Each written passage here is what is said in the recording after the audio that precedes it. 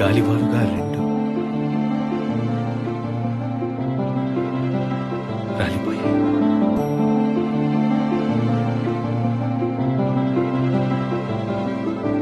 ప్రేమ ఒంటరిగా వచ్చి రెండైనదే, ప్రేమ గుండెల్లో మంటైనదే.